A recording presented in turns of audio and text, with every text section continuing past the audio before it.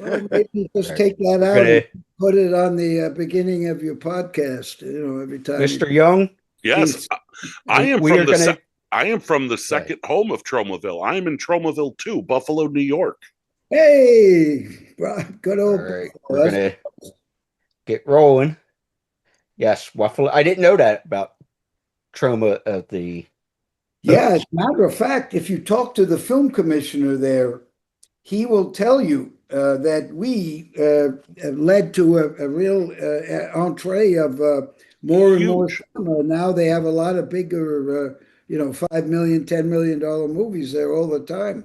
Yep, there are three being filmed right now in Buffalo, and a lot of the reason that Buffalo is becoming Toronto of America, as I like to call it. We're giving the tax breaks to filmmakers now, and a lot of it's thanks to Troma Films. Well, also my Nice. wife, the All commissioner, right. was created the incentive by which when you make a movie in New York State, you get money back. Yep. But people were not shooting in Western, up north, Western New York, or whatever, Western, because there was nothing, there weren't any stages. But now I believe there's some post-production and things have been built in Buffalo Oh yeah. and there are All local right. crews now that are perfectly, way above Troma's pay grade. They won't, Yeah, but you got to come back. no, well, Yeah. I need a crew that'll sleep on the floor and learn how to defecate in a paper bag and eat bad food. And that Well, defecate in a paper yeah, but bag. I'll get you good food if you come back. You see, you come back to All right. Buffalo, I will personally take you out for the best wings in the Well, world. that's no, I have to, I want to feed, shoot a movie, but I need to feed the crew and all that. And Oh, Buffalo, I they're had on to. their own. No, they're they're Yeah. they're on their All own. Me right. and you will Oh, dine good. out. All right. All If right, that's still the ladies and spirit, I gentlemen. don't know. If that's still the spirit up there, you're Well, getting some big movies now. absolutely. Well, let's get rolling, folks. This welcome to the Fireside Chat with our next guest. And he needs no introduction, but we're going to give him one anyway because he deserves it. And Okay. this next guest certainly would fall under so many different trees. But I think of the quote or phrase from Hamlet: to thine own self be true. And along with producer Michael Herz, this man is a co founder of Troma Entertainment. And you can go see all of Troma Entertainment at Troma Now, where you can watch the first month free and then it's $4.99 a month. But our guest right now joining us is Mr. Lloyd Kaufman. Lloyd, how are you, sir? Well, I'm great. Thank you so much. Oh, my hair doesn't look too good. I'm sorry about that. I've Not as bad as Brian Young's, but been hey, what? Yeah, I mean, I've been fighting with an editrix all day, and she messed me up. But now the question I had was a good one too. God damn it, I can't remember. Anyway, it was a great introduction. And thank you Thank for you, sir. mentioning Troma Now. Oh, that was it. Yes, the first month is absolutely free. You give your email and then you get, but then you pay $4.99. But if you make up another email, Brian, I think you know this. If you make up another email, you can keep getting free months. You just keep making up different emails. I'll pay. I'd be willing to pay more than $4.99 a month. Really? It Thank you. is. It is. It's excellent. Yeah. Look, Mm. I'm a film nerd. Okay, I'm a film historian. I'm one of those nerds that can talk about the greats and the legends and going back to early 20th century cinema. But yet, I always list on my Mount Rushmore of heroes in the film world. And Wow. Thank anything that could be given to Lloyd Kaufman. People, get out your credit cards, get out your checkbook, send all the money to Troma Films, because if it wasn't for Tromaville, Troma Films, and the genius and determination and chutzpah of a Lloyd Kaufman, Yeah, independent cinema as we know it today would not exist. Streaming absolutely platforms that true. we know them today would not exist. And I don't think you get the credit for that. You're a hero, you're an inspiration, and you lived my lifelong dream of spending all those many hours and years on 42nd Street absorbing all the cinema you could. So Very true. I'm beside myself sitting here talking to you. Well, we Well, should. I'm currently doing a deep dive into Billy Wilder's Five Graves to Cairo, and so I don't know if you're that much of a film nerd, but how far Oh back do you? yeah. Yeah. Well, I, I 42nd Street, we used to come down from college. The New York Times used to publish on Sunday every movie in every theater, and they published the 42nd Street theaters, not the porno, but before porno. And they would change their films once a day with two, good movies for a buck or something, and we'd see Play Dirty by what's his name? Tay Garnett, Play Dirty. We got to go down. And we'd run down to, there'd be like some John Ford movie with Samuel Fuller together, that kind of stuff. So we saw a lot of 35 millimeter movies on 42nd Street. But right then on. it all changed. Before we go completely haywire, yeah, like I did tell this my gentleman. dream that Okay, Brian. I was just gonna say, the game where they always say you can have dinner with three people. I always tell people I want it to be me, Lloyd Kaufman, and Joe Dante sitting around talking about 42nd Street. He's a very nice guy. I interviewed him for one of my books. He's terrific, good guy. In fact, he was very good during the fires, the Hollywood Food Bank. I gave them money, very little, of course, but he's a citizen of the world. He's great, good sense of humor, nice guy, and he's doing something now. I think something new. I believe. Anyway, I don't. Well, before we go completely off the rails, which we tend to do, especially So, doing things like this, well, Mr. Dennis, I said that I would allow you to have the first question or volley because what you mentioned to me earlier was very interesting. So the floor is yours, sir. Sir, Hey, can you hear me? we got you. Okay. I want to know if Sweetmeats is going to be on streaming platforms or at the very least the Troma Now app anytime soon. no, better. Well, the way to go is we're still doing some theatrical, and we're planning for Sweetmeats to come out for the Thanksgiving, the big celebration of Thanksgiving. So it's coming to our streaming service, but also there will be a Blu-ray. But unfortunately, we have very little money, as always. So to make a Blu-ray, it costs money. It's very complicated, and you have to do a good job, commentary tracks and all that stuff. So there'll be a while before Thanksgiving, November. We should premiere Sweetmeats on Troma Now, and then the rest will follow. But it takes time. Terra Firma, one of our now a lot of people say it's their favorite Troma movie. It was made in 1999 or shot there in 1999, but now it just broke even. Oh, wow. We have no money, so we can't make more. The Blu-rays are selling like crazy. We can't keep them in stock. We have a store, tromadirect.com. And by the way, thank you so much for mentioning Troma Now. That's our really only, it's our only real source of paying the rent and over, the payroll.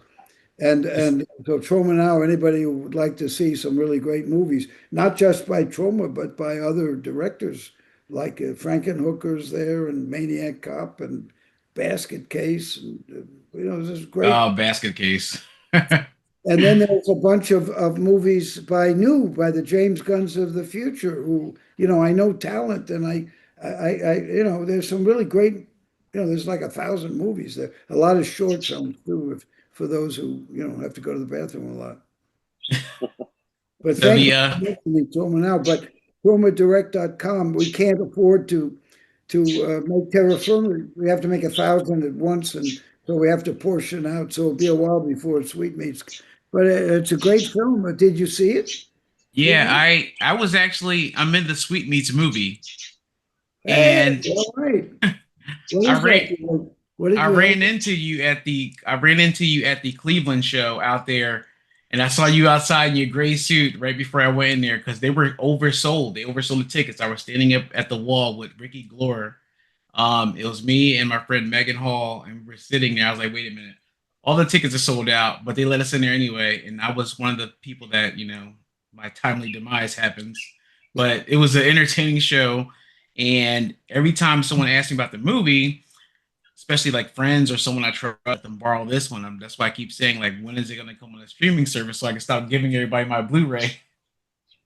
Well, so around Thanksgiving, it's going to be a big Thanksgiving promotion on Troma Now. You think that's a good idea? Yes, That was Ricky Glore's idea. So, that's a good idea. Have it around feeding time. yeah, I think it'll be great when you got the whole family around the table, grandpa and grandma, and you know. Here, watch this. Anyway, it's perfect. You're right. Perfect Thank holiday you, sir. film. I'm going Yeah. to Santa Cruz because Poultrygeist Night of the Chicken Dead is finishing up shooting, and Mercedes the Muse, the director, is wants me there for the last couple of days of filming, and then we're hopefully going to do a hashtag No Kings. We're going to get Santa Cruz to do a protest, like it's going to go on this weekend all over the country, but I'll be a day or two late. Right on. If anybody has questions, please let me know in the chat. We will bring you up. Mr. Young, I know You soon know as I I do. told you, I know soon as I said to you that we were going to be doing this, you were all on board. So what do you got, sir? See, now I'm torn because I'm fulfilling a dream of talking to Lloyd Kaufman, and there's all these questions I've had for him forever. But as the film nerd in me, you mentioned earlier you're doing the Five Graves to Cairo deep dive, and I want to know if you think that was a superior film to Double Indemnity, because he filmed them right around the same time, and Double Indemnity is so much more famous. And I'm with you; I'm on board with Five Graves to Cairo. Well, that was Wilder had done Major and Minor first, a kind of goofy comedy, and it was successful. And then this was a Yeah, sophomore which is movie. fun. Yeah. This one is a sophomore movie, and I think he just grew into Double Indemnity, and Brackett and he grew. Which I think was right after Five Graves. He went on to Double That's cool. Indemnity. That I was didn't know that. Oh, that's interesting. Huh. it's just And insane. Von So Stroheim is in Five Graves to Cairo, and he's an interesting dude. It's a pity all his footage is lost from greed. yeah, well, Von Stroheim was I think the most fun thing I ever saw was when Harpo Marx dressed as him for the company party and got thrown out when they sent him to MGM. He decided to show up dressed as out of Von Stroheim. So, that's Harpo's sense of humor. But so the Lloyd Kaufman question I've been dying to ask is Yes. another thing that you were way ahead of the game on. By the way, hold it. Von Stroheim, Billy Wilder was in awe of Von Stroheim. And when he first went to meet him to try to get Von Stroheim to play Rommel in Five Graves to Cairo, he was like I was when I first met Don Martin of Man Magazine, when I only met when I finally met him. But he was like, "Oh, Mr. Von Stroheim," and the critics had said that Von Stroheim is 5 years ahead of the whole industry.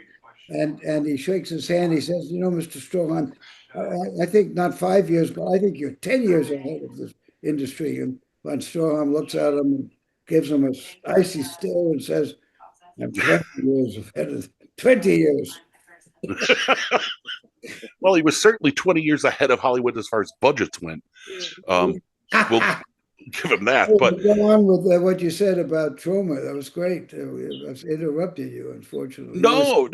I'll say it again, that you were way ahead of the game. Like you and Roger Corman really don't get the credit for being film distributors as well as producers and directors. And the two of you brought so many films to theaters or to people that were not being seen. But I actually saw an interview with you once where you kind of said you had a little bit of regrets on some of the films that you brought along, such as Blood-Sucking Freaks. And That's the only one. is that the only one? It's so I mean, it's very successful, and I was going to say it's so successful, but it's so depraved. wanted to do a second one, but yeah, we own it outright, and it's very successful. But it's so misogynistic. I really feel bad about it, but it is hilarious. And, you know, so what? You know, we shot it in Toxic Avenger, and now South Park has a whole has a whole episode shooting dogs. Yeah. Troma has a big footprint, as you say. We're just a little ahead of the times, you know. Well, I'm just glad you said that that was the only one, because I remember you saying specifically Blood-Sucking Freaks you regretted. And I was like, were there any other that you distributed that you in later years regretted? That was the only. We put a lot of money into certain movies that totally bombed, and I regret. But you know, they have merit, and there are movies on Troma now. There's one called the Miranda Murders. The Miranda Murders. It's art. It's America. It's America. And my wife, it was a commissioner. You know, 20 years New York State Film Commissioner, then producer of #Shakespeare Shitstorm, and now New York City Media Commissioner for the past few years. And she walked out of Miranda Murders 30 seconds at the Las Vegas Science Fiction Center, where it had a world premiere. And but it's art. It's a real, you know, it's a personal statement about America, and it should be seen. It's truth about America. You know, yesterday everybody's yelling about those Israelis, those. You know, and they think I'm an Israeli. They go after us American Jews because we're doing the genocide. The Israelis they're not the same as it's another country, another culture. You know, leave us alone. Go after the Israeli Jews. But in terms of genocide, Columbus Day yesterday, that's a genocide. Without question. Killed all those fucking Indians, and the few left are living like rats. We should be giving them reparations, for fuck's sake. Talk about genocide. How about the A-bomb? We killed how many millions in Japan? Citizens, innocent people. How about Vietnam? A stupid war. And luckily, I was a brave draft resistor because I'm a lunatic. But my parents were able to send me to a psychiatrist when I was 9 years old. So I had a record. But the point is, it was a ridiculous war. 4 million Vietnamese, 4 million. And of course, those Jewish people over there in the country of Israel, they're genocidal, you know. So you know, the world's all fucked up. And what can I say? Yeah, it's a fucked up world, and that's why we need Troma films in this world. Which you can see at Troma now.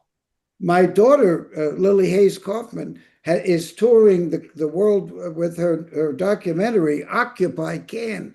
And I went with her just recently to Czech Republic and Spain, to Spain Sitges Film Festival and whatever.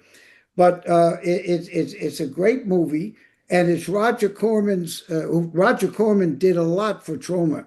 He, Stan Lee, John G. Avildsen were sort of my three movie mentors, and they all three of them did a lot to influence Troma in a very positive way. But in fact, Roger Corman stayed and his kids stayed overnight here in our house in New York.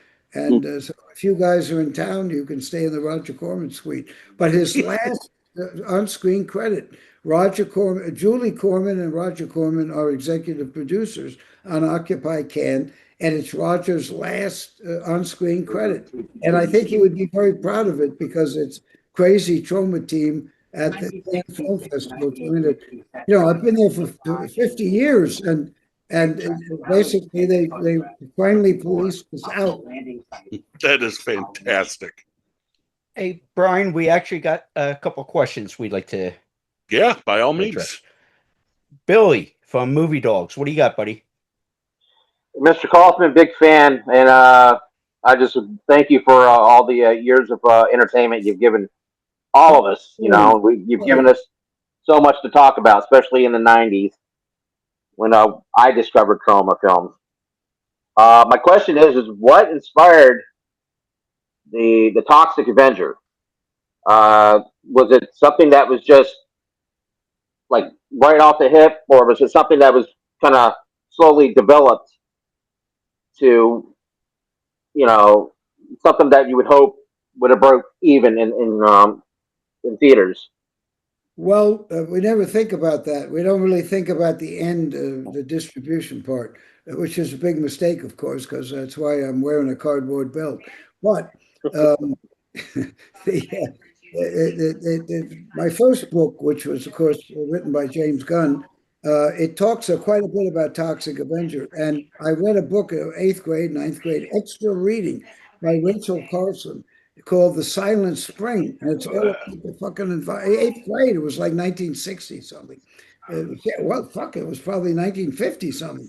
But whatever it was about how the poison is in the water, and then the little amoebas eat the poison, and the fish eat the amoebas, and the birds eat the fish, and the monkeys eat the birds, and we eat the monkeys, or whatever that.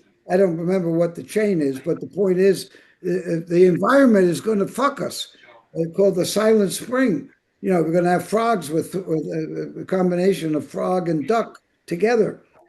By the way, what would you call a frog and a duck that are the same animal? Because that was what she was worried about. Right. Frog and what? A fuck? I mean, a what? A what? Anyway, that actual creature is in Mr. Melvin and Toxic Avenger Part 2. Any rate, that got me thinking about the environment, and I had a very socialist grandmother. So from the time I was, very impressionable, she fed me a lot of political stuff, which my bougie mother didn't. Although my father was he was afraid of getting blacklisted. You know, we were young enough so we could all get blacklisted and be fucked by the government. And everybody was. It's like now everybody's running around. Some scared. things will never change. No, it's incredible. And my whole life, I've seen the American empire crumble like a sandcastle from within, because the schools suck. With the American education, which was a shining star of public education, and now unless you're rich, you can't get a good education. They're fucking healthcare. They're fucking what little social. I don't know how anybody can live on the Social Security if they get it. So we're fucked. And Power of Positive Murder, which is inspired by Dostoevsky's Crime and Punishment, is kind of my view of what a young person like I would have had to go through now. And it ain't pretty. I really pity just the billionaire. It's that pyramid, and it used to be that the middle class had the biggest section of the pyramid, and then there was the underclass, as Ronald Reagan called them, and then at the top there was a tiny. Now the top is even tinier with the billionaire class, but all the wealth is in that tiny piece of the pyramid, and look what they're doing. Trump is just and the middle class is destroyed. It's at the pigsty. It's just terrible. But damn it! What's that? I don't know, but they know what's best for us, of course, because they need tax breaks. Lloyd, don't you get it? They need tax breaks. And they're after the evil billionaires like George Soros, who's trying to make life better. They're going after him because he's, they're going to audit him and, put him through all sorts of horse shit. And it's really, it's not the first time. Woodrow Wilson had the Palmer raids where they did what Trump is doing, where they putting hoods over people and shipping them off to El Salvador. They did that in 1919 or whatever. It's not, and then they do it periodically, but this is really bad. This is very bad. Well, because this is blatant and it's right out in the open, and they're not even hiding it. Breaking into people's homes and using Black Hawk helicopters and banging the door. They broke into an apartment building in Chicago and take little children who were naked and tied them behind their backs with those. But don't you love the Second Amendment people that are always fighting Second Amendment? We got to protect us from a tyrannical government. Well, that's what you have now. Yeah, when are we gonna start doing that? Yeah. No kidding. Well, Charlie Kirk, the solution to crime is give out more guns. Oh, by the way, my grandchildren are they love they have labubus. You know about labubus? Oh yeah. Anyway, they love labubus. But the hot thing now among that set is the Charlie Kirk ghost costume. It's terrific. It's spreading like wildfire. It's The amazing. world needs Toxie more than ever. That's I all I agree. know. I'm with you, buddy. Mr. Absolutely. White. Thank you so much. Mr. White, I know you got a couple questions rattling around there. Oh, I'm a huge fan, Lloyd. I loved working with you. And huge supporter of Troma now. Actually just had my wife watch Shitstorm this morning. She had never Hashtag Shakespeare is a hashtag Shakespeare shitstorm. right. She had never seen hashtag Shakespeare Shitstorm Well, before, hopefully, and so she got educated this morning. has she seen other Troma movies, or you just? Oh, That's like I- giving somebody who's never had pot a heroin. I started her off with Toxie, Oh, all right. Well, that's a little rough too, actually. and then we went to Kabuki Man. Oh, Kabuki Man. Yeah, all right. She's ready. So you know, and she's had a good a good lesson, and she's she's liking it. Show her other movies, other genre, as we call them now, genre movies. But How did you feel about Go ahead. what's that? Go ahead. Sorry, I didn't mean to bump into it. So go ahead.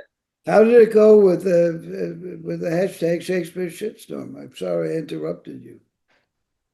Oh, how did it go with it? Oh, she absolutely she loved it.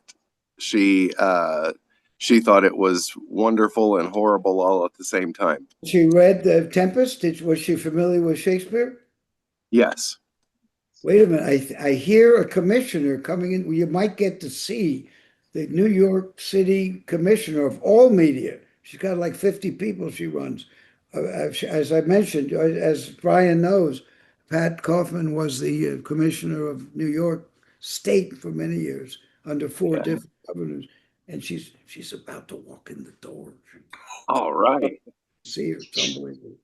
But she gets up at 7 o'clock and she comes home. What a public servant, right?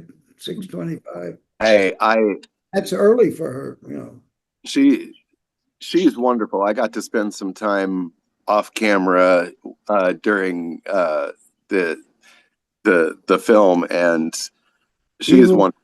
For dinner, yeah. Evil for dinner, yeah. she and I and the dog hung out. She is. Wait a minute. Here she is, Commissioner, how are we doing? Hello, Commissioner. Here. Good to see you again. This is the Crazy Train podcast. They're great. Great. How you doing, Commissioner? I'm doing well, especially I'm home with my sweet Lloydie. Yes. There you go. So lucky. Yes. The luckiest commissioner in the world. Well, Pellegrino I think it's the other way around, Lloyd. I wasn't going to say it. Bob, you covered me. We have a mutual admiration No, we were society. just in Spain presenting our daughter's film, and we announced the commissioner on stage, and huge, because they've seen Pat Kaufman in various clips and Troma events, and somehow she's been able to stay a job. We were talking about blood-sucking freaks. And in spite of that, she's had 4 different governors and now 1 mayor. Well, there you go. Who would have believed it? Yep. Absolutely. Like Lenny Riefenstahl, she'd been a man. She's 75. I don't want to say her age, but if she was a man, she'd be vice president. She'd be where that stupid jerk who's vice president is. She'd be, women are still second-class citizens, and certainly my wife. She had to start off as a school marm, right? What she couldn't do, what she could, be a secretary or something, right? Lenny Riefenstahl and Fritz Lang. Well, Brian knows. Oh yeah. Fritz Lang was offered to run the German film industry. He ran he ran to Paris to make Well, he said yes first. Oh, of course, I'd love to work for the party. Yeah, let me just go pack my bags. Come on, family, we're going. He got on the train. And he left a lot of valuable art, which I think he later got to reclaim or something. But the point is that Leni Riefenstahl was a woman. What you going to do? She can come to the United States like Fritz Lang and cut negative for Disney or something and be a clone? No, she wanted. And Olympia is still one of the greatest documentaries ever filmed. Yes, she was a genius. And in fact, Leni Riefenstahl. To this day, it's still. She was at the very first screening of the very first Toxic Avenger investor screening. Very first full screening. Oh, wow. Leni Riefenstahl and some judge from Germany. She became a friend of my stepmother, and who was 30 years younger than my father, and she was very hot when they got married. But Leni Riefenstahl stayed with my father and her for several times, and I found a trove of letters between Leni Riefenstahl and my stepmother somewhere. We have them somewhere. And That's amazing. Have some after. Well, I'm sure Brian knows, but after she became, I guess she went to jail for a while. But later, she became a very good still photographer, and there's a beautiful book that she gave us, and another book she gave us where she was a diver, scuba diver. She films the fish. And she gets certified. Yeah, so old. Yeah, my wife just reminds me that she had to pretend she was younger to get certified. And the point is, Billy, what do you got, buddy? He didn't want to be a Nazi. He was a movie star in Germany doing these mountain films, right, Brian? And a brilliant documentary filmmaker, one of the best visual eyes for cinema at the time. I mean, she was way ahead of it. Well, so was Lang, so was so many of the German filmmakers at the time, but she was so far ahead of what the camera could do. And she wouldn't have gotten that opportunity anywhere else. Yeah, Hitler offered, Hitchcock a job, and he said the only reason he went to Hollywood is because they offered him more money. They offered Lang the job. I believe that with Hitchcock too. If Hitler offered me more money than Hollywood did, I'd have been in Germany. But Riefenstahl, what choice did she have? Do you think anybody else was calling for this brilliant female director to come and work?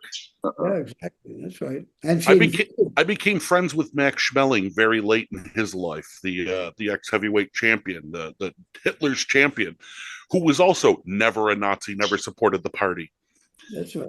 And he said, everyone complained there was the picture of me and Hitler having dinner. Well, yeah, I turned him down 3 times. You didn't turn him down 4. And the day after he lost to Joe Louis, he was drafted into the army as a paratrooper because his life expectancy didn't have one at that point. Okay. Wow. And he spent the last 2 weeks before he was shipped out, sneaking Jewish families out through his hotel room. Wow. That's Hitler's champion. Yeah. Riefenstahl was not Hitler's filmmaker.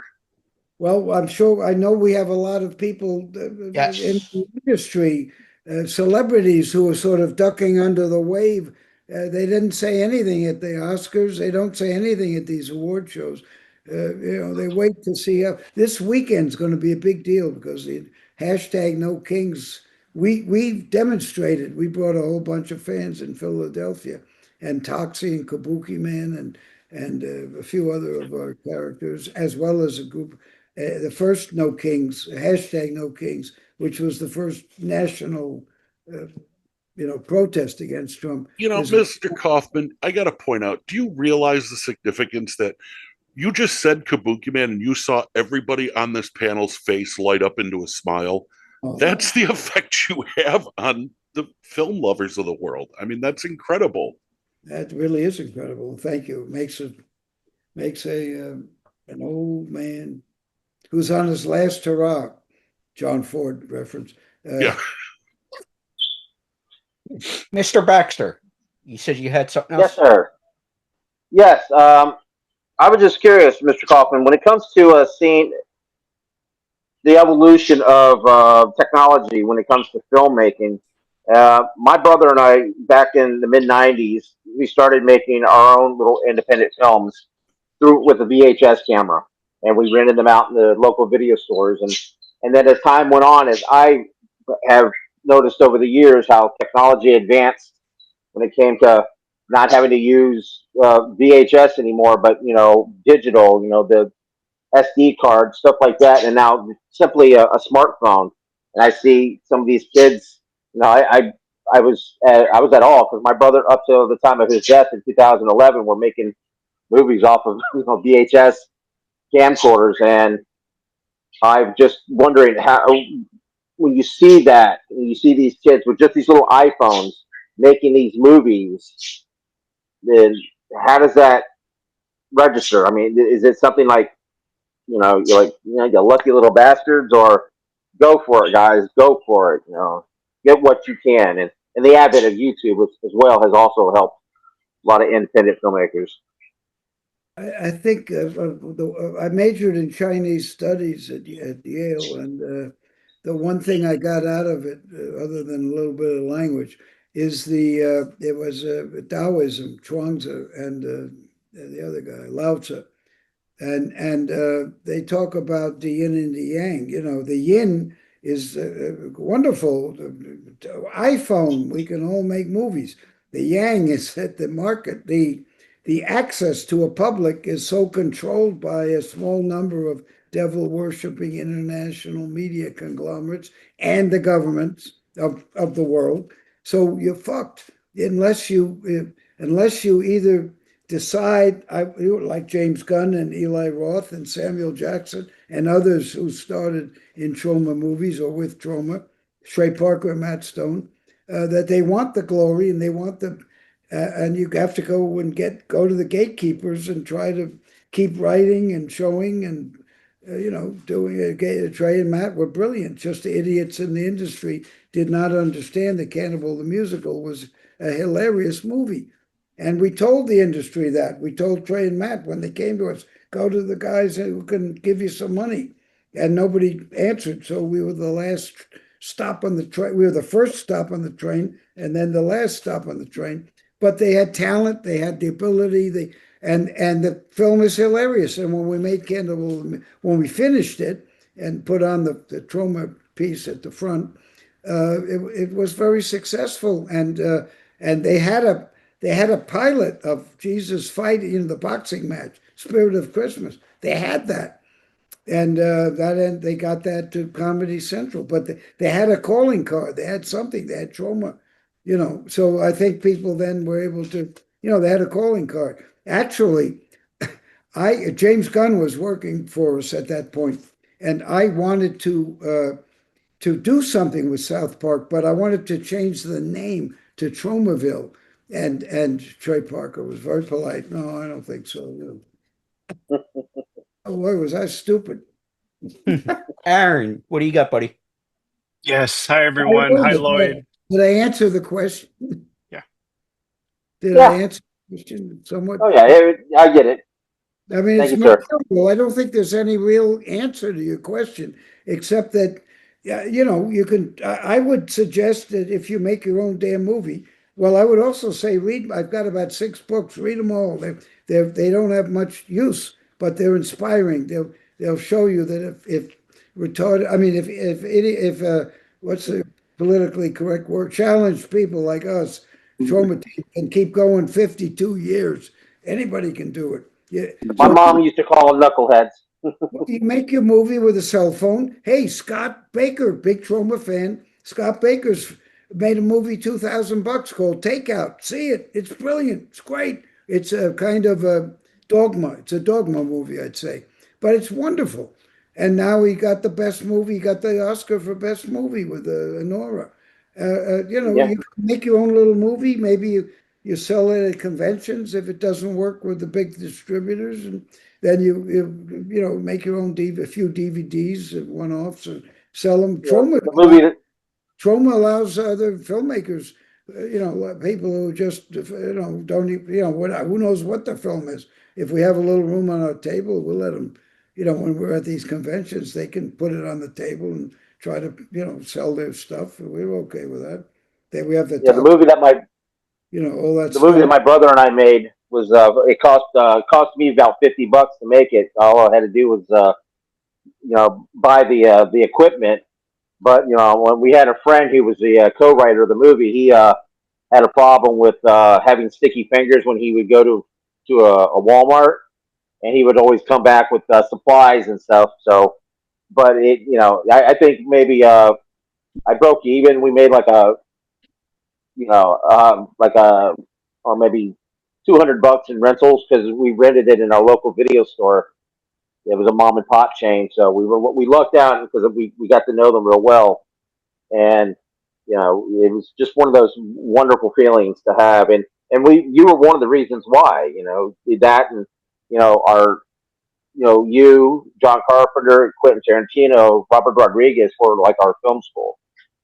We see guys that we're like, hey, take the negative, and make it into a positive, and I was always thankful for that, and I'm glad now that years later I'm able to thank you for the inspiration that you had for us, because we even actually tried to make our own type of Toxic Avenger movie. We failed miserably because the movie got filmed and edited, but it's never been shown, but because we all kind of wanted to kill each other at the end of that making of that movie, but again, it was just one of those wonderful.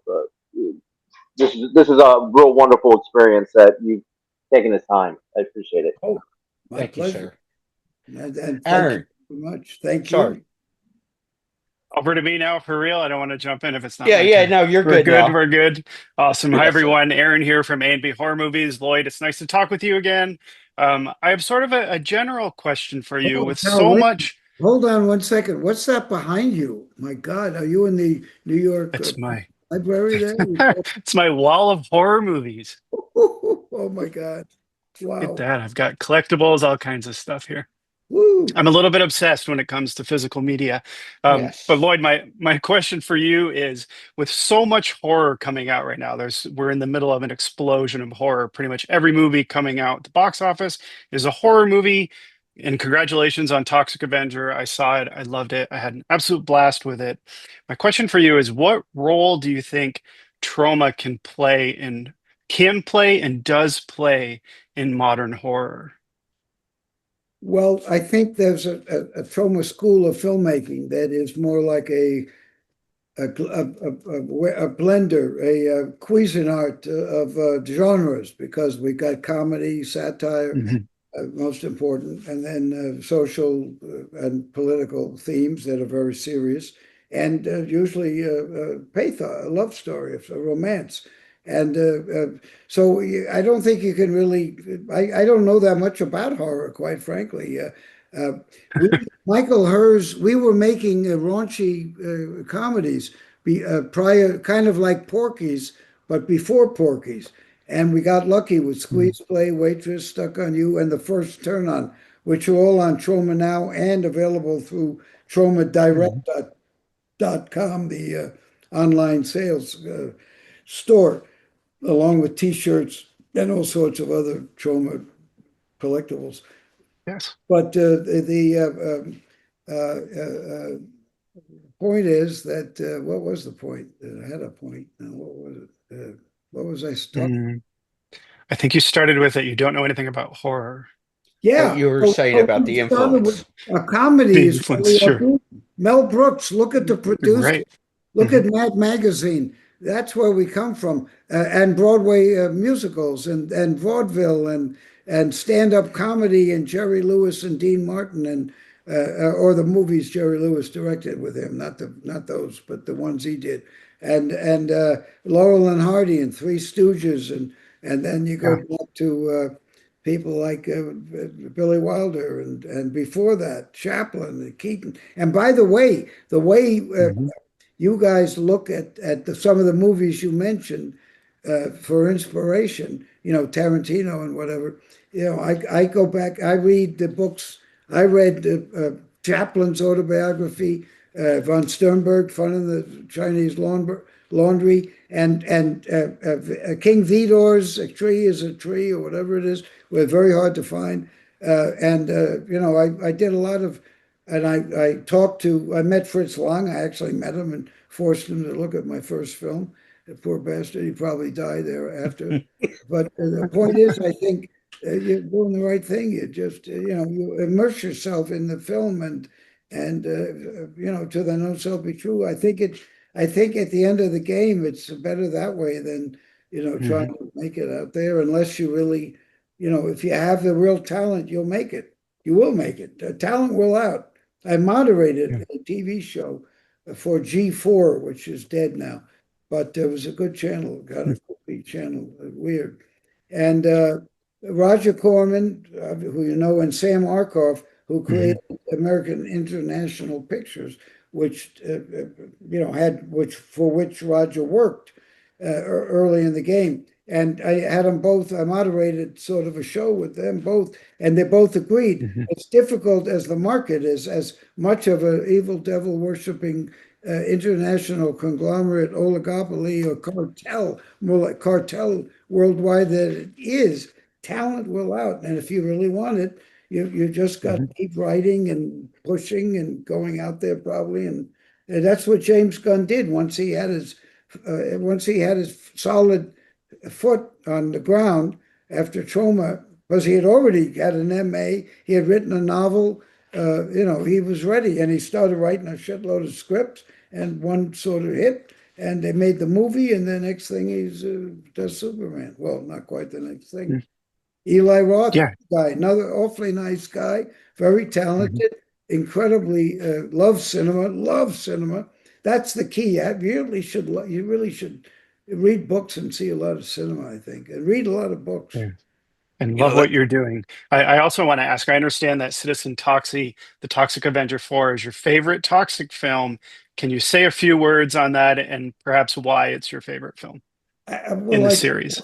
I think the Citizen Toxie, something happened with the motion picture, so as with all our movies, and it dealt with school shooting, and you know, we shot it in 2000, I think, so it came out. Well, it came out right after. Yeah, it actually went to theaters right after 2001, and we kept the World Trade Center, and Spider-Man erased it. So, and the first theater that I went to in New York that played Citizen Toxie, when the World Trade Center comes on screen, everybody clapped. So Main Street is full of shit. It's so clear. But I mean, no, Spider-Man's brilliant, and he's brilliant, Raimi. But and it's a great film. But the point is that the suits get in the way. I'm sure that nobody in the movie wanted to erase the Twin Towers. Leave it in. It's a great symbol, for fuck's sake. They took it Absolutely. out. Maybe China didn't want it or something. I don't know. But yes, Citizen Toxie, the school shootings, the abortion, which at 1999, when we were developing the film, it's an abortion is the hottest topic in America, bigger than any other topic. So I had no idea, though, that it was going to be outlawed. I couldn't imagine it was going to go that way. I couldn't imagine that we'd have a school shooting. We did the Sklar brothers, Citizen Toxie.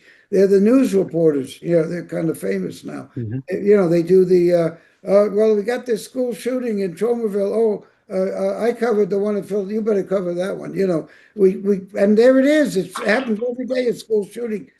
And Citizen Toxie is also time travel, and and a big fan of the Wizard of Oz, and Trent Hager has gone on to make very good movies.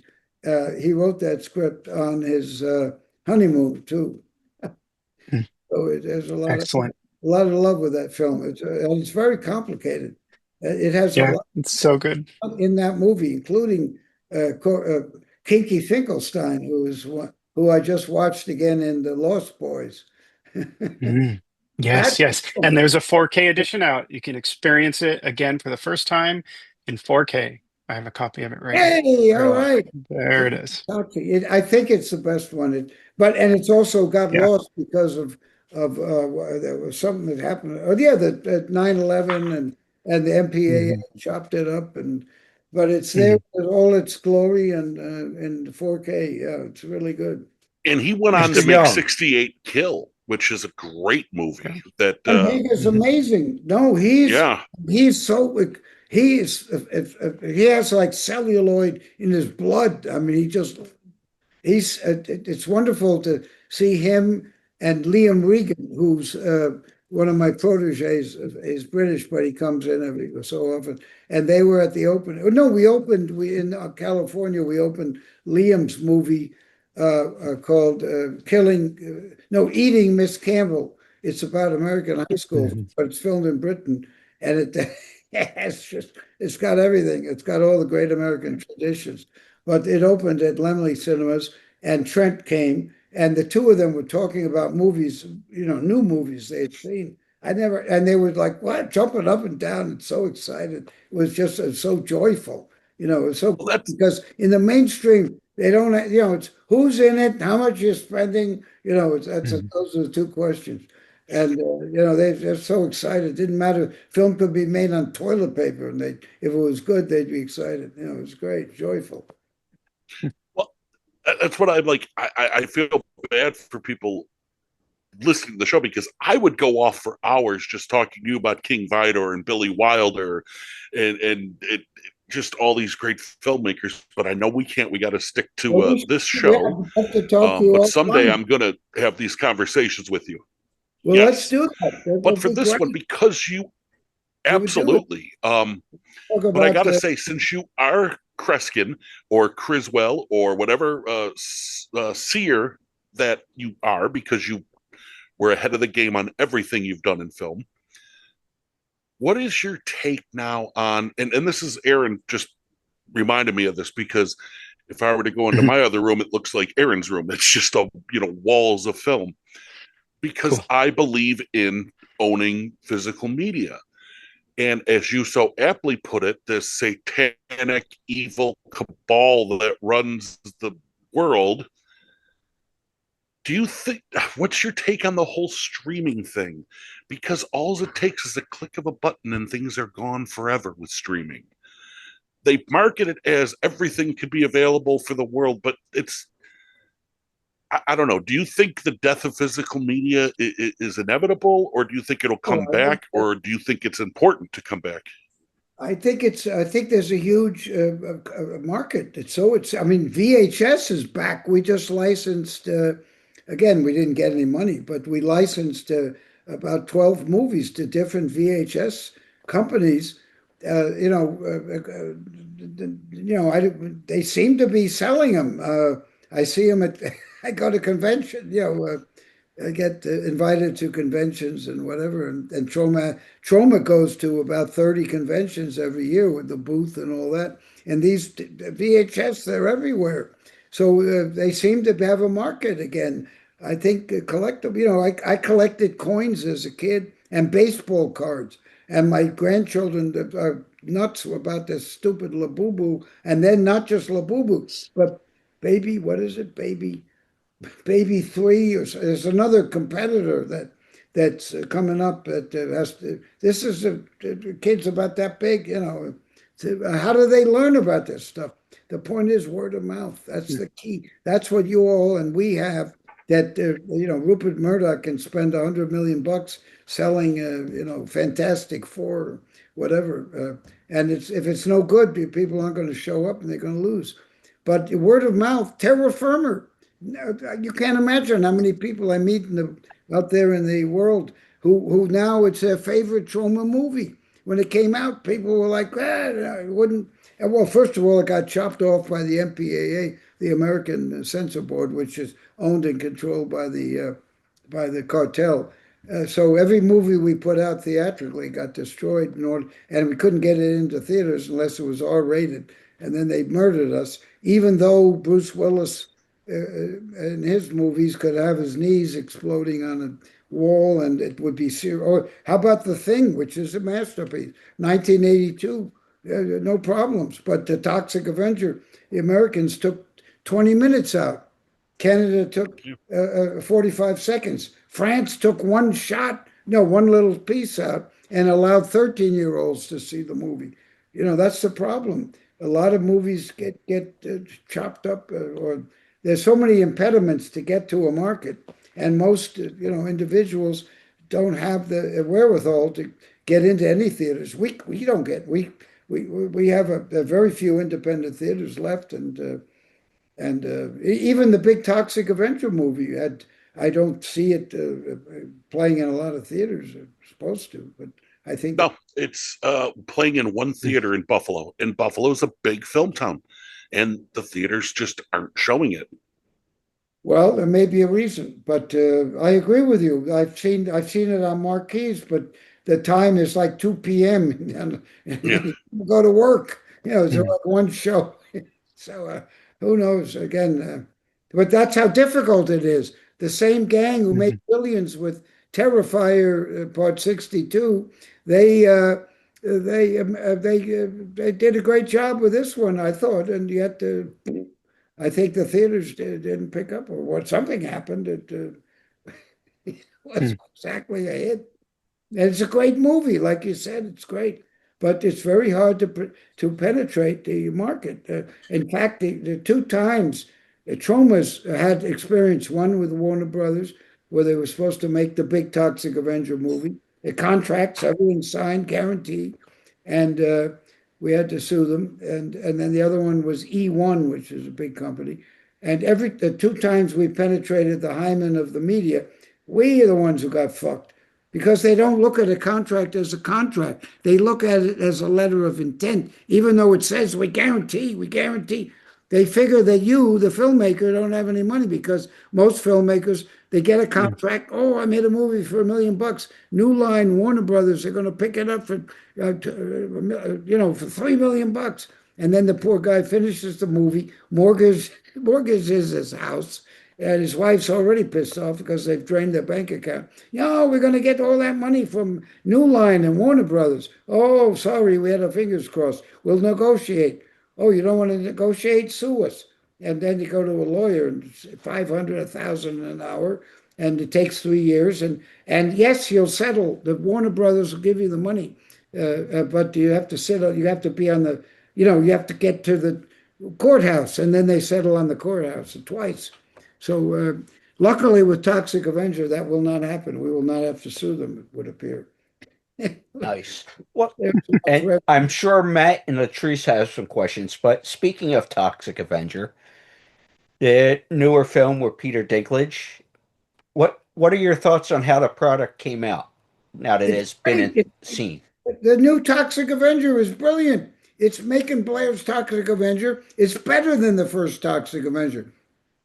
But, it doesn't have what we would call, how do you call it? OnlyFans. We need more OnlyFans in that movie. And I think that might have kept the 14-year-old masturbation crowd away. Which is part of the Troma. Back me up, Ryan. You up there. It's part of it. I saw it in action on a crew. So we all lived in a funeral home. Return to Newcomb High. We lived in a funeral home. And there was a lot of loving in that funeral home. Not much privacy, though. Anyway, that's the thing. It's it's really a tough issue. The whole thing is, and it's mechanical. You can't really put your finger. It's mercury. You put it in your hand, it rolls around. You can't, and it poisons the poor fish, of course. No, that is very true what you were saying about the new Toxie. I saw it. I absolutely love it, but it was missing the Kaufman touch. Well, but the thing is, it's a real movie. The transformation scene alone in Macon Blair's Toxic Avengers could be hung in the Whitney Museum, which made New York. I thought it was beautiful. Video week, when they do the video shows of video artists, that piece alone is one, isn't it? Yes, I thought it was absolutely gorgeous. But no, the one thing that I missed was the Troma touch. Well, I know what he's talking about. I know what it is. And I did see the new Toxic Avenger, and it's fantastic. It's, like you said, it's a real movie. It's a film. Right. Right. What it's missing And what you had, especially in not so much the screwball comedies, but the early Troma centric class of Newcomb High, Toxic Avenger, to people like us that are just people who absorb film. We don't just watch it. We're not chewing popcorn and watching it. I mean, that's why we collect these things and we love them and we relive them. You can almost smell the sweat and blood that you guys put into that movie. It feels visceral watching an actual Troma Lloyd Kaufman film. That a sleek production, as good as it is, doesn't have that personal feeling that you feel watching your early work. I think that's what he's trying to reference. Very, very, very much so. It's the not gritty, but Real. just real. Yeah. Feeling. Yeah, this is visceral. yes, Real. Yeah, this is someone doing something because they want to and they can and they're going to. And Budget be because they damned, love the it. people around them be damned, people telling them they can't or can't afford it be damned, we're gonna do it. And you feel it. And that's part of why we're all Toxies to this day. That's why we're all Troma heads. Well, thank you. Exactly. Well, there's a great documentary about Orson Welles. It's on the streaming called "You'll Love Me When I'm Dead." I think it's just. And our employees keep over the years keep saying, when you get hit by a bus, then they'll write an article about you. But right now, It's what John Bloom, Joe Bob Briggs said, that it was so disgusting that the New York Times would never review one of his films, but when one of these classic filmmakers dies, they get written about. Yeah, that's right. Yeah. Hey, the guy who made Blood-Sucking Freaks, lucky him. And he ended up being totally cuckoo. But he died of COVID, and he got a beautiful obituary in the New York Times. Yeah. Blood-Sucking Freaks. Yeah, they gave Herschel Gordon Lewis a full column, but would never review one of his films. Yeah. Really? Well, Fuck the establishment, I've interviewed all these people. I have a whole series: make your own damn movie, produce your own damn movie, direct your own damn movie, and sell your own damn Sell movie. Your Own Damn Movie was my favorite. Well, the sell your own Miss damn Latrice. movie are useful. Oh, I'm so sorry. The other ones have interviews with famous directors as well as underground people, and the interviews are actually, I think, very, very useful to film students. My personal comments probably are stupid, but at least they're funny. The books are funny. There you go. We have two more fan questions for you, sir. But ladies first, Miss Latrice, out of the great state of Texas. And don't tell my Oklahoma fans I said that, but No, that's fine. Well, thank you. My question for you, Mr. Lloyd, is what do you but I think what Brian and Bob were saying is your movies had hearts in them, all of the 80s movies actually had more heart, I believe, than today's films. And that's what I want to ask you. Do you feel the same way? Do you feel that the 80s movies, including yours, had more heart in it than they do now? It's a very good question. I think there are just as many movies with heart that are being made. And unfortunately, the filmmakers, we got lucky because when the film that sort of helped us initially, not our first movie, but Squeeze Play, which is a raunchy comedy, but it deals with women's rights. But it was raunchy and funny and goofy and slapstick, and yet it dealt with the Equal Rights Amendment and stuff like that. But the theaters were going multiplex, and there were too many screens, and they needed anything.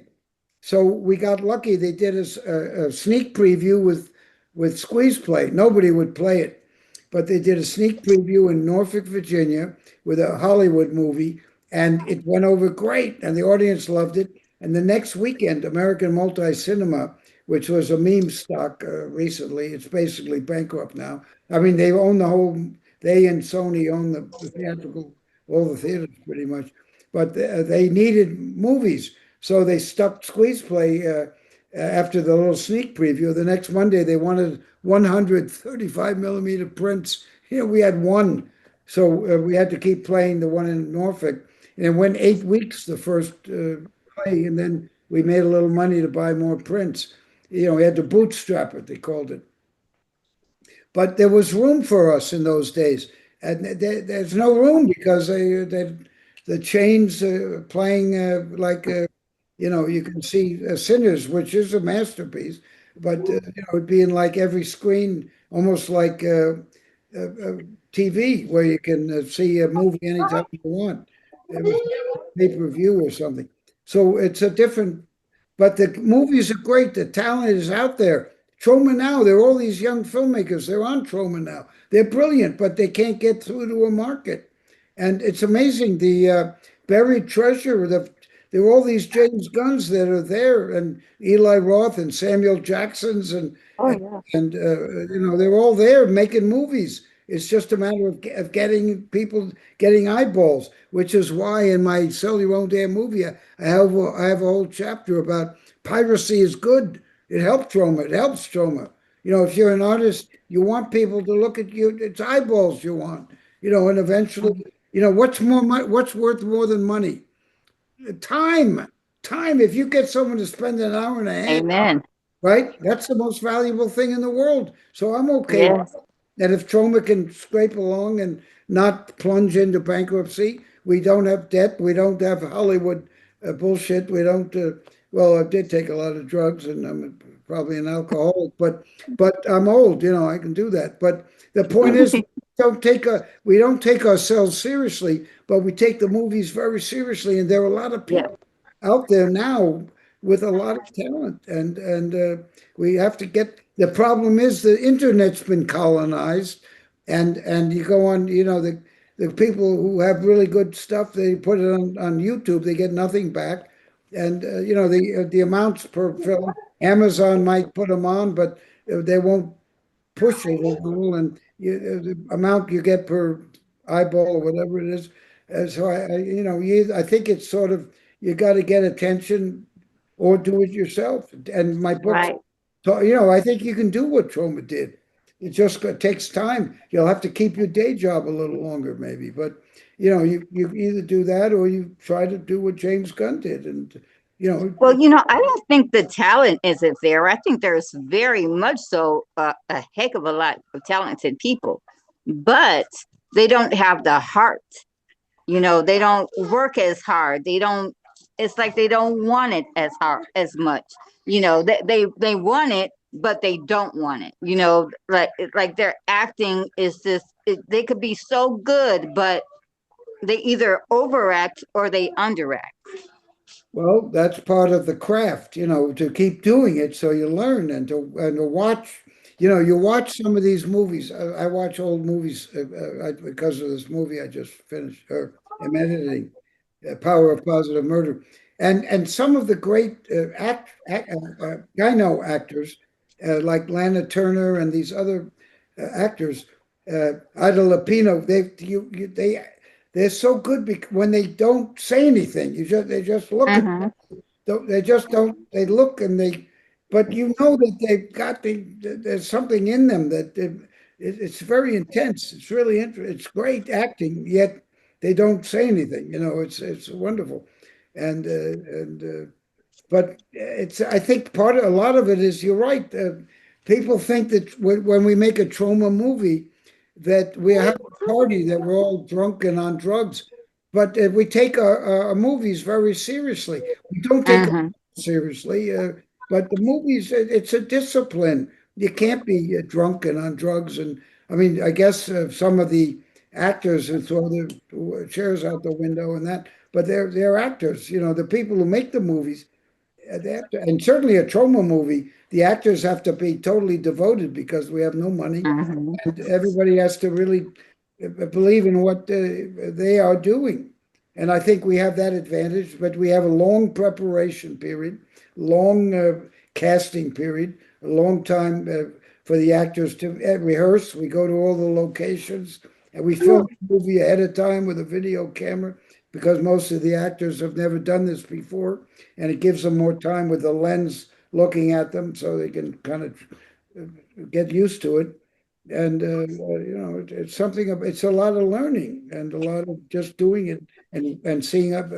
I think reading, I think a lot of people don't read books. They don't read. They don't read the Bible. The Bible's great. Read some of that. Read Shakespeare. Read Mark Twain. Of course, Mark Twain's been has been removed from so many public libraries. I mean, it's we deal with that in one of our movies. There's so much, but there are plenty of great books that people can read. That autobiographies by filmmakers, whatever. You can't just go and pick up a camera and start shooting. I mean, I guess you could, but you better have something to say. I think have something. Absolutely. Matt, what do you got, buddy? Take us home strong, buddy. Hey, Lloyd. I just have to say thank you so much for taking time out of your schedule to be here. I grew up watching your movies. I remember the first time I watched Toxic Avenger at about 9 years old. I fell in love with Troma, and ever since I've been a diehard fan.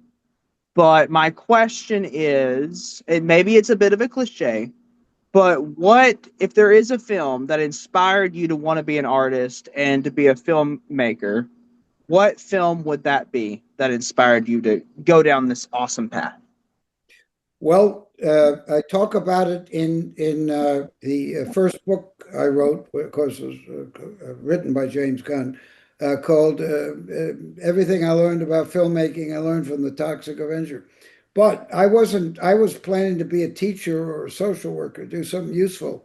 But I went to, my roommate freshman year ran the Yale Film Society. So I started drifting into movies.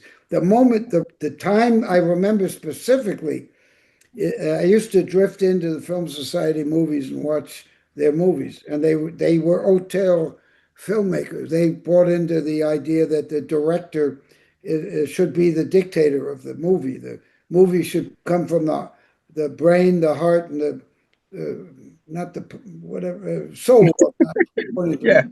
but the soul of the filmmaker. And I bought into all that. And then I was in the theater, and they ran Ernst Lubitsch's "To Be or Not to Be," and the craziness of the movie, the power of the movie, the discipline, the harsh. It was yin and yang. It's a masterpiece, and during that movie that I said I'm going to do this. But so that was the moment when I decided to. I think it's still a masterpiece under any circumstances. To Be or Not to Be. Mel Brooks remade it actually, and a good remake. It's very good. But the Jack Benny, Ernst Lubitsch with Jack Benny, it's wonderful. It's great. And at any rate, that was what tipped me over. Who also, I would certainly check that out. And I just have to also say the new Toxic Avenger film is phenomenal, and I have a feeling that it's going to introduce a new generation to Troma. Well, it truly is gold. You're right Beautiful about film. that. That's a very good point. There's a new comic book, Toxic Avenger, which is like a Troma mixed with Mad Magazine. And the art, unlike Disney, who requires you to draw on model, we prefer the artists do their own interpretation. The Ahoy comics, the art is terrific. The way they depict the Toxie and the other characters. And the humans are in it, like Jesus Christ is in. But the humans are all rather well, realistic. But the characters are really wonderful. They're great. I think they're doing a great. There's all sorts of new. You're right. The big $50 million Toxie has elevated the Troma. People read this. Yeah. You're right. And I just came back from Europe, and the fans are all over me. And I think a lot of it has to do with the noise. Even though the Toxic Avenger the new one hasn't played in either Czech Republic or Spain. They Oh all, wow. they all were newly excited about, and those two festivals played the original Toxic Avenger. The place was, these 600-seat theaters were packed, and people, about a third of the people had never seen the film. But the other people came to see it on a big screen, which was pretty good, and it looked great.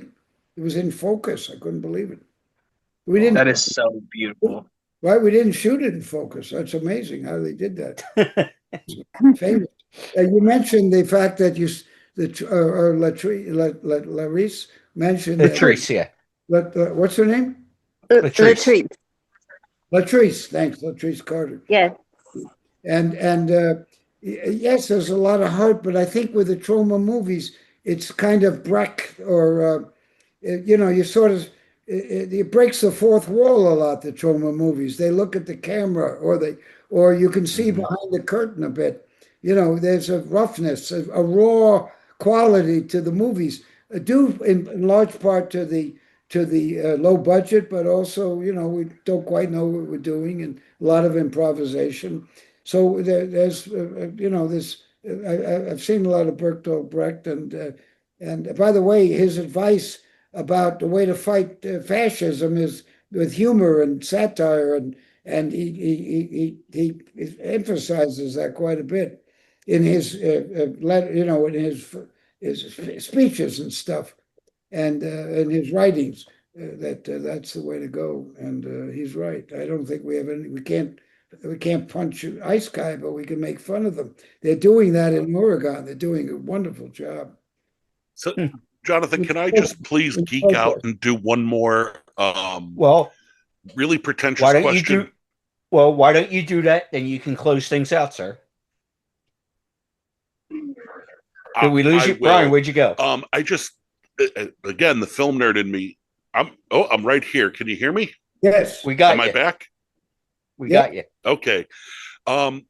You brought up Ernst Lubitsch, and the nerd in me, that this is where the pretentious film guy comes out again. And Matthew, yes, do watch To Be or Not to Be, but also go back a few years earlier in his career and watch Nanuchka to see Garbo at her absolute best, and that's worth every minute of your life to see that. But I just find it so insane that Lubitsch in particular is such an influence and impact on you, because he is so clean and pristine and urbane, and Troma is almost like, well, you did study Chinese philosophy. It is the yin and the yang.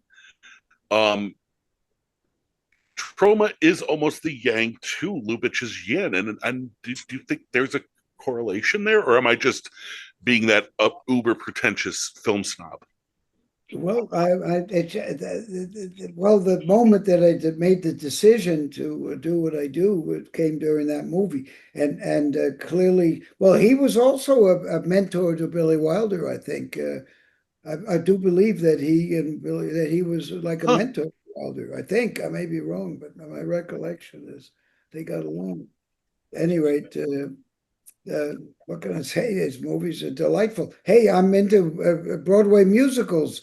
The wittiness of all those Rodgers and Hart, and unfortunately, they weren't made in a good movie. Very few good musical movies, but the Broadway shows are wonderful. And I was a theater buff as a kid because my mother was heavy into theater people, so I had a rather sophisticated. As a child, introduced to a lot of gay people and transvestites and all that kind of stuff. They were clowns, the transvestites. They're kind of like they are now, where it's entertainment. They're having fun. It wasn't it wasn't something to beat people up on. It was they were great. It was fun. Anyway, I grew up with a lot of those kind of people, including Broadway. A lot of stars came to our house. I met a lot of old time theater people and jazz people, and so I think it's all there, But as far as Lubitsch goes, all I can say is, all this. I think what foundation I have is kind of Renoir and Lubitsch and Mizoguchi and John Ford and Howard Hawks and Samuel Fuller. I met him and spent a lot of time with him, and Lang and Brackett, Stan Brackett. It's all mixed up in my head. And it's all there. Comes out in a way that doesn't exactly end up as Suicide Squad. I wish it did. No, I think every time we make a movie, I tell Michael Herz, "This is the big one. This is going to be great," and then he well, looks.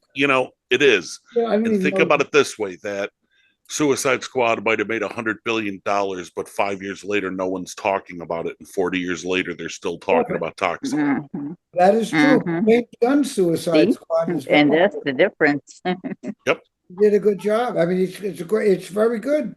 He's got the talent, and he's not afraid to put a fart in Scooby Doo, right?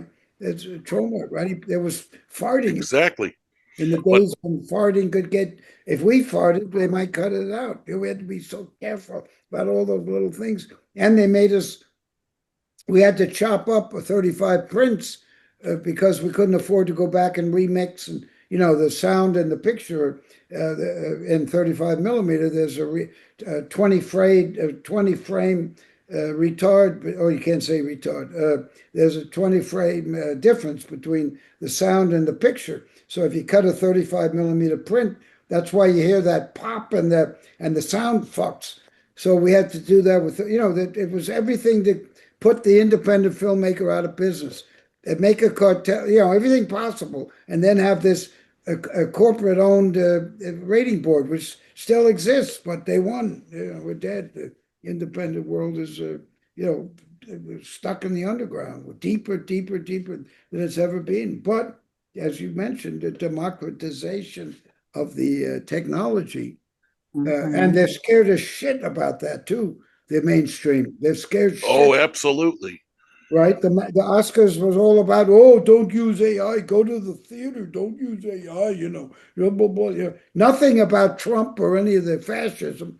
But we were already using the cartel. They're all using AI, but they don't want the young James Gunns of the future. Oh no, that's you don't want to do that. Okay, keep working in working Super 8 film or whatever. They don't want you to. They want to close the gate and lock it so you can't get in.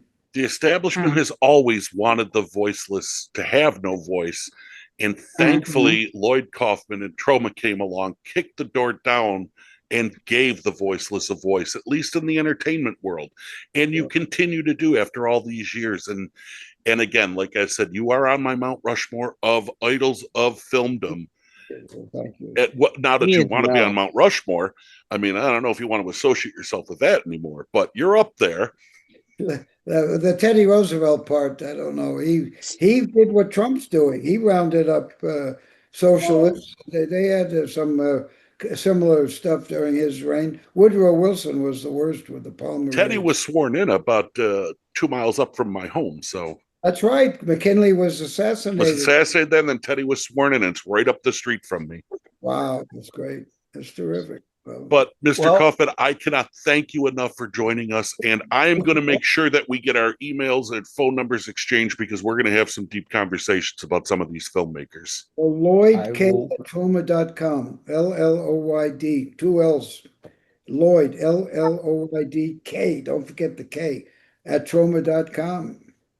I do my own Twitter and Instagram, but I don't know how to do the whatever subtext. What is it? Substack. I'm not good at all those things. Oh, I will make sure you two are connected. Substack. What is a Substack? Substack, yeah, or Discord. Yeah, Discord. I did. My partner told me to join Discord, which I did, but I don't know what to do with it. But Cameo, he told me to join Cameo, which I did, and I get a few of those. The Cameos, you get about $50. If it's a 24-hour one, you get $75. There you go. Good, right? It's TromaNow.com to watch the product, but also Troma Shop. Lloyd, thank you so much for the time. Thank you. We appreciate you. We love you. Lloyd, and again, we certainly appreciate you. It was wonderful to see you and your beautiful wife again. Yes. Thank you. And my wife I've made her sit here and listen to all this. So I'm glad. Run, Commissioner, run. No. She just came back. We were in Europe. She had to listen to the, sort of the same kind of stuff, unending. Right. In Europe, there must have been 50 interviews that she and my daughter had to listen to. But Lloyd, thank you so much, sir. All right. Well, best Thank you, wishes, sir. and you can buy an Oscar, but you cannot buy love. And you guys, that's really for an old man that is better than I think better. An Oscar, as I say, you buy it basically. So thank you.